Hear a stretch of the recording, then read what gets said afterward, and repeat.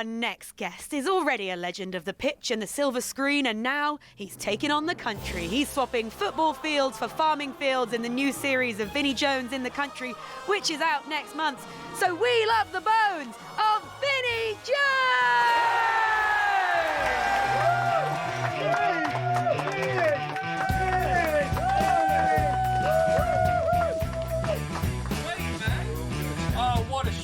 Got on your hands here. Amazing. Yeah. Well, I brought you a little present. What's that for me? I wondered what was going on. Now this, you know where this is, right? Yeah, come on. So, you know where you used to have the pub? Yeah. You know, like from there, another 10 minutes towards Petworth. Hazelmere up towards Petworth on the... Past the Hazelmere turn off on the 283. Yeah. Keep going. Okay. The Flower Bowl garage on the left.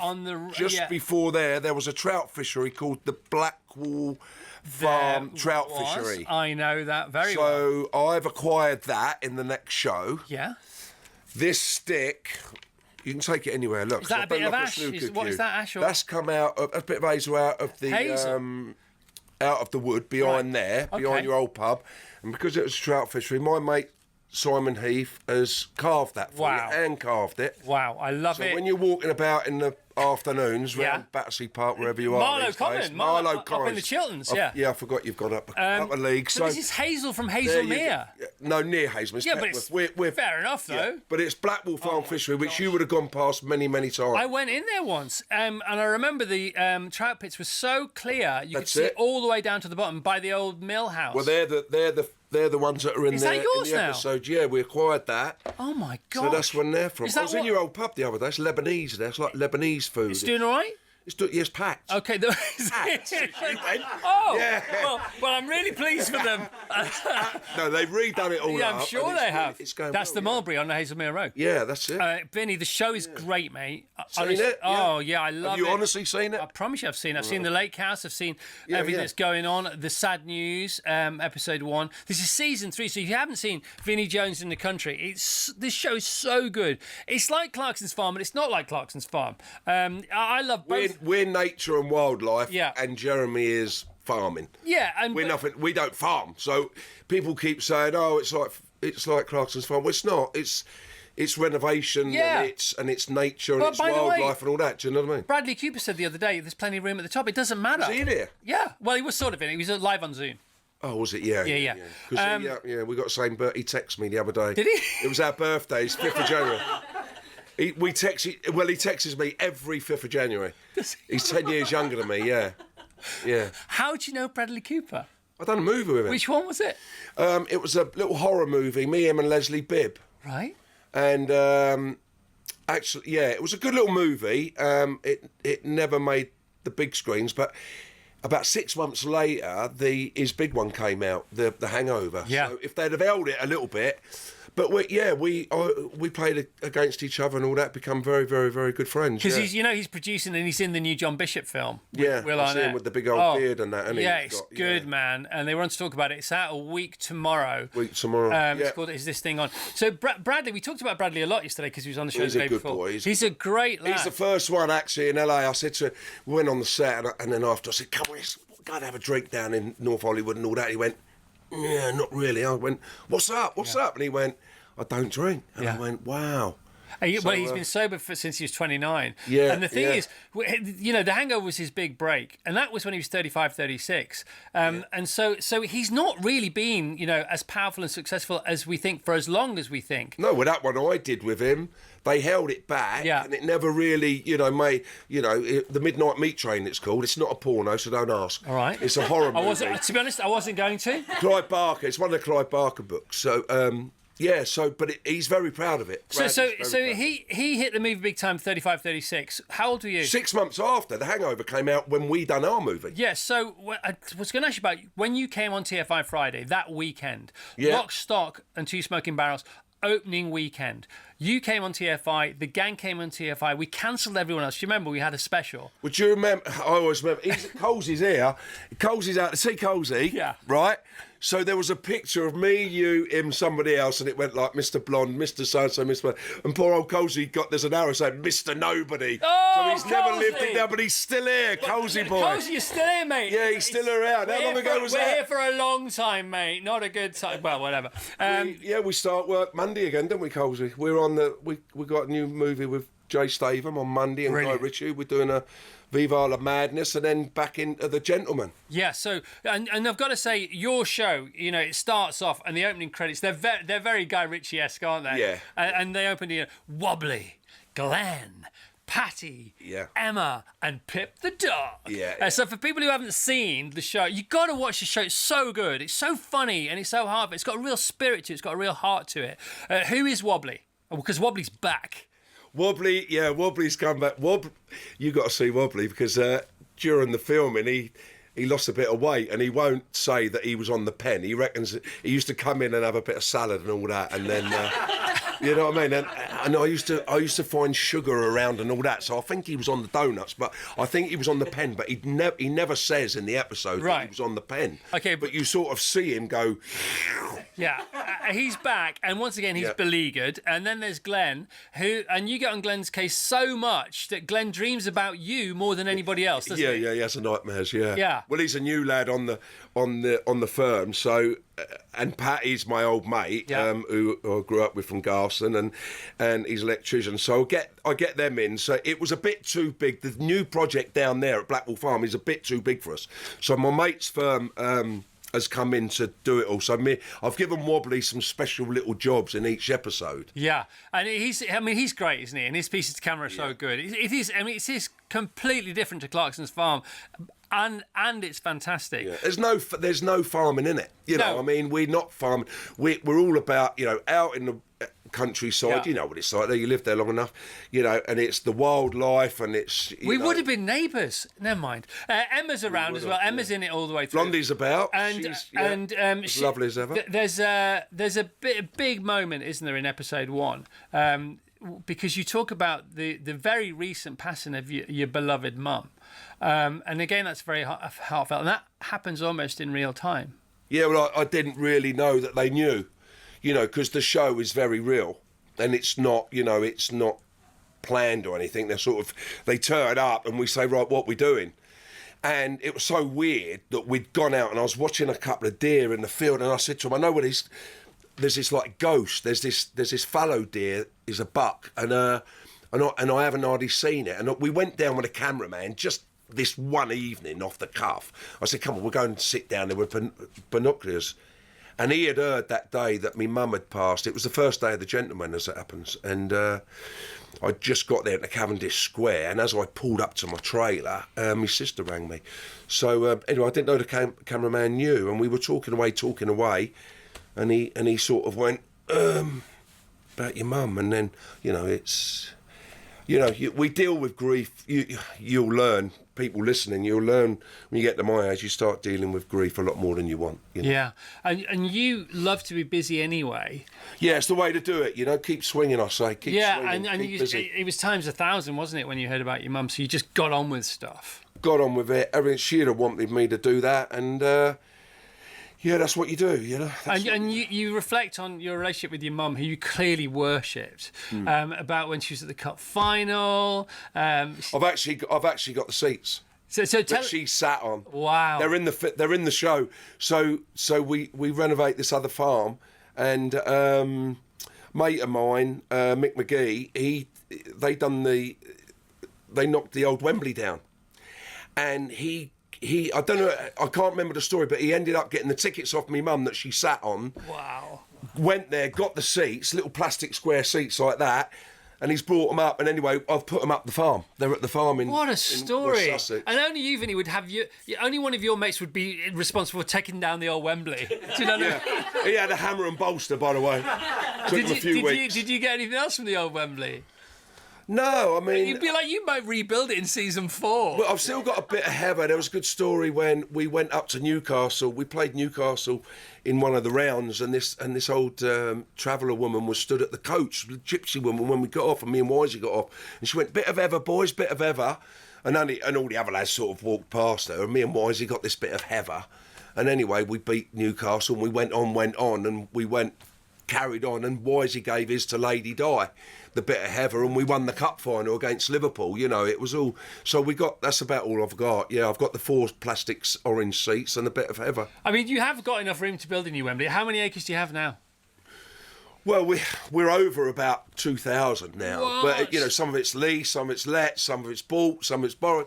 And that's what you do down there. And what was the garden like, you know, in the house you were brought up in with your mum? How big was the garden then compared to what you've got now? Did you ever think it... Yeah, I mean, we got brought up, you know, we were in Queen's Road in Watford, you know, in a bedsit. That's where we started off. Yeah, and then we went to South Oxley, and then we sort of went to further afield, which is sort of Abbots Langley, Bedmond, out that way, Watford, you know. So, people think I'm, a South London sort of geezer and all that. I'm not. I'm more of a country bumpkin from Watford. Yeah, more north than south. And you bought your mum a house, didn't you? Well, I did. Yeah, you know. How do you know this? Yeah, because I've watched your show. Oh right, is it all in there? Yeah, I'm going to watch it today, so I haven't seen it yet. You can interview me about your show if you want. It's up to you. No, I think I don't know, but I always thought it was every lad's dream to buy their mum a home, isn't it? I don't know. 100%. When you do well, I don't know, and. So I did that about 20 odd years ago. That was a moment, wasn't it? Did you tell her? Did you surprise her? How did that work out?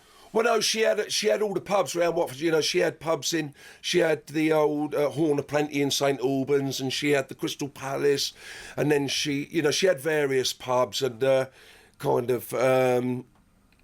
a few of the profits away and one thing and another. And then, I just said to her and her husband at the time, I said, there you go, you know what I mean? I got the old man a 4x4 Discovery car, and I got my mum an house. And did they know, or was it a surprise? No, well, it was kind of, here you go, one of them. Yeah. I took my mum looking for a house. It was one of the greatest days. Yeah. Not a big one, just a little bungalow, but it's great to be able to do. Yeah, I mean, it was a small little house, but it was, 3 little bedroom, but that, it's got claim to fame. Remember, Debbie Ashby lived up the road. John Barnes lived up the road. Yeah. So it was quite nice for me mum to be up there and driving in her little Suzuki Jeep. You know what I mean? And she was kind of quite famous in the street. Yeah, proud of her little boy, little Vinnie, little lad from Watford. And can you believe now, 2,000 acres plus one way or another? It's amazing, mate. It's so cool. And what's really funny in the show? What's really funny is if Guy Ritchie's got it, you want it. That is a Let me tell you, if you haven't seen it, that is a recurring theme. That's how they wanted that. They kept. But it's so funny. But it was quite funny because in the last few years, we've sort of really become strong brothers again. Me and Guy and Jay. We're starting this film on Monday, the 3 of us, and there's a lot of reference to Guy, and of course, when you're doing a show like this, they want names, don't they, and all that. So, we tore the arse out of Guy's name, to be fair, but we also had Rag and Bone Man on. Yeah. So he contacted the producers and he wanted to come on because a lot of the show is about, we got area arse builders and farmers and all that round there. So a lot of it is men's mental health, chatting. And Rag and Bone Man contacted us and wanted to come on. So we went fishing, and it was brilliant because Paul Whitehouse had come on, the other show, and I'm great friends with Paul Whitehouse now. We've done Fools and Horses together last Christmas, and we've become really close. And we didn't catch nothing. And he's got his own fishing show, isn't he? Paul Whitehouse show, I call it. Oh, you got to stop swearing. Whitehouse, I said. Whitehouse. Yeah, I'm sorry, but we are live on the telly. We're actually live on the telly. Mr. Paul Whitehouse. Yeah, Paul Whitehouse. And so Rag and Bone Man. Please don't say arse again, because that'd be 3 times. Okay. We'll get back to Guy Ritchie now. So no, he came on and he actually caught a fish in the lake. We gave Chris a bit of pulled a bit of a stick on that one, yeah. Because guys, Guy is Guy, but of course he got paid $8,000 for Lock, Stock and Know That, and he's done very well for himself. He got $8,000. He got $8,000 for Lock, 2.5. No, yeah, did you? Yeah, I gave it to Harefield, though. Yeah, well, he doesn't. Oh, well done, congratulations. And he doesn't know whether he actually got paid in the end, but that's what the fee was. Not that he cared because you were having all the fun. It wasn't about that film. Well, it was about that film, but the career was still to come. Yeah. But he's got this sprawling estate now. He's got a beach. So you start the show with Guy Ritchie's got a beach. I want a beach. Why not? Well, I went down there. We went down there and we done some filming down there for the gentleman. And I go down to the lake. And when we were at Lock, Stock and Snatch and all that, we were always going fishing, fly fishing and all that together. And he's got a white beach down there. So I went, oh, that'll look good down on our lakes.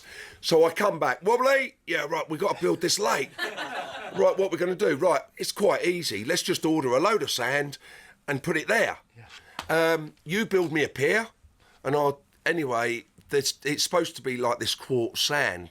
And I don't know whether they've done it on purpose, but they delivered like yellow builder sand. Yeah, they did. And as I get there, you weren't happy about that. And I went, this is not the right stuff because I'm looking, it's not the same as what Guy's got. You know what I mean? Not Guy's kind of sand. Anyway, it was yellow builder sand. Yeah. And the lorry driver's got out, and as it's tipping it like that, you can tell he's not going to stop, and he's going, well, that's what I've been told. He said, I did sort of tell him. Anyway, we end up with yellow builder sand, and it was too deep as well. It wasn't compact. The wrong sand for your beach, man. I mean, you didn't need any tanning machines. You just stepped on it, you sank, disappeared. Colesy went up to his waist in it. He came out like the Tango Man. And then you went tracking for different footprints, didn't you? Like you would in the woods. Yeah. Identifying different kinds of builders from their footprints in the wrong sand. Yeah. You also had some goat envy as well. There's some goat envy going on. Yeah, we had to clear a bit of forestry, and we thought the best way to do it would be naturally. You thought, and everybody disagreed with you. Said, they always Vinnie, disagree. That's not going to work. They're just going to run off. Well, that's what they did. They all got out. Yeah. And Guy Ritchie's got a helipad, so you got to have 2. Is that right? Well, we've done him now. We've got 3. We've got 3. 3 farms, 3 helipads. Yeah. This show is sponsored by the National Lottery. If you win 86 million euros tomorrow, you can do all this kind of stuff. You can have all this kind of fun. Right. Now, obviously, you do have... Helipads are not expensive, by the way. No. Just get Wobbly to get a few slabs and a bit of sand and cement, and you got an helipad. I tell you, they're not very expensive. Helipads aren't expensive, but the helicopters... And I ain't got a helicopter. It's not for me. It's for my mates who come and see me. Yeah, but you got a mate who's got a heli. That's so funny. Anyway... I'm waiting for you to come and see me. I'd love to come and see you. Now... We can rent out the lake house, can't we? Because you are taking rentals. However, you say in the show, but I ain't doing weddings. I ain't doing weddings because Madonna, she doesn't do weddings. And then you tell us this story about Madonna. Is that on there? Yes, it is. God, I'm in so much trouble. Tell us the Madonna story. Oh, it's a good story, yeah. But so a friend of mine comes to me and he said, my daughter's getting married. A very, very, very rich fella. And he goes... can you offer her $3 million for like 45 minutes? Because you know Guy's are married to Madonna. Yeah, and that you know Madonna. We were all very good friends in them days. So I went, okay, so I ring Guy up, go down, and they lived at the bottom of just beyond the Beverly Hills Hotel, and I lived at the top. So I go down, I see her, and she's there, and I go, do you want to sing at my mate's wedding? 45 minutes, $3 million. And I was definitely getting a drink out of it. So she goes, nah, I don't do weddings. I went, oh, bollocks. Oh, sorry. You got to stop it, Vinnie, you got to stop it. Sorry. Sorry. It was a nice few quid. Yeah. So then she goes, no, I don't do weddings. So, okay, so I go back to him and I go, she won't do weddings. And he goes, offer her $5 million for 45 minutes. Like... Right, okay, I'm thinking the drink's getting bigger for me. I go back down the hill, right, mate, he wants to offer you $5 million for the wedding, for his daughter's wedding and all that. She went, Vin, I don't do weddings. I don't do weddings. I'm absolutely gutted, and so I'm walking back up the hill with my tail between my legs, like driving up in the old green Cadillac I had, remember? Yeah. With a roof off. Yeah. So I'm going, this ain't going too well. Anyway... I ring him, I tell him and all that. He goes, OK, 7 mil. This ain't no lie. This is absolute straight. And I go, what? And he goes, 7 mil, 20 minutes for the wedding. My daughter loves her. Yeah. So I went, I'm in for a right nice few quid here. Right. And so I go back down the hill. And I go in there and I'm sitting there and I'm sort of waiting for it to come round, sort of throw it in the conversation as you do. And it was one of them like, Mad, do you know that thing about the singing and all that? And she went, yeah. I said, 7 mil for 20 minutes. Like literally come on, hum something and get off. And she gave me them mortal words. Then I don't do weddings. I crawled back up my Holland Drive, I can that say. Was the end of the negotiation. And I went, no, I ain't going That's down the hill so no funny. more. You've reminded me of Noel Edmonds there. 7 million. 7 million. Deal or no deal. And I'm telling you, Gwyneth Paltrow was sitting on the couch as well and sort of 7 million got her attention. She sort of went, I'll do it. She looking around like that and I'm thinking, she'll do it for 7 million, won't she? So listen, you're back on set on Monday. We start a new movie. Me and Jay, Viva La Madness. It's the same guy that wrote Layer Cake. Wow. Conway, yeah. One of my favourite films of all time. If you haven't seen Layer Cake, it's... me and Jay were gutted because we wanted to be in it. Yeah. It didn't work out. Anyway, I think Jay's got the rights. Don't too much about it, but Jay's got the rights to it and this, that and the other. And then Guy, as Guy does, phones me, says, I've got something for you. Wow. So, yeah, I think Johnny Lee Miller, Jason Isaac. Is it here or is it in the States? It's going to be here. Filming in London. I'm so excited about Filming that. in London. What? I love Layer Cake. If you haven't seen Layer Cake, I mean, there's all the films. There's Snatch, of course, there's Lock, Stock, there's all those films. But Daniel Craig, wasn't it? Daniel That was Craig, his big one. Breakout part. I remember we did that and just coincidence, Beverly Hills Hotel. I was with Matthew Vaughan and we walked through, we'd had, I don't know, a cup of coffee or something in there. And Daniel Craig's sitting there in the lobby of the Beverly Hills Hotel. And it's like that, you bump into everybody. So Matthew's gone, oh, Daniel, this, that and the other. And I'm sort of, hello, mate, how you doing? Yeah, this, that and the other. Well done, Layer Cake. Da-da. What you doing? And he goes, I'm just waiting to see. I'm waiting for the call. His phone's like that. He's going, I'm sitting here waiting for the call for James Bond. Wow. And he got it. And he got the film. Anyway, good luck with James Bond. Ta-da. Oh. And we went down. What's going on with Gentlemen? We're going again, yeah. We're not sure when it's coming out. Is that done? Is that yeah, filmed? done and dusted. Is that series 3? We went to 2. We went to Italy. 2, I can't remember. 2, so we're going to start filming 3. Okay, great. Whenever that comes out. Vinny, you are flying, my friend. Well, I'm just back with the firm, with the boys.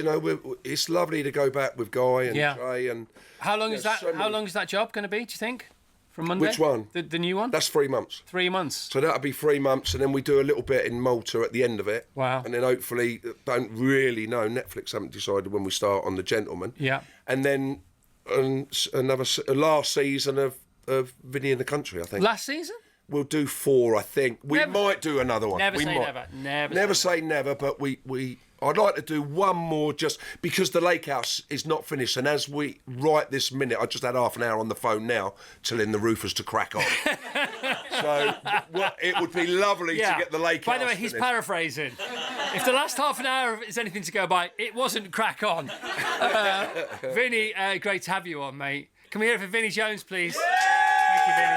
It's great to see you, man. Great to see you, seriously. Thank you so much. That was great. Vinnie Jones in the Country. Vinnie Jones in the Country, Season 3 out on Discovery Plus, Monday, 2nd of Feb. Vinnie, always welcome right here at the top of the tower. Thank you.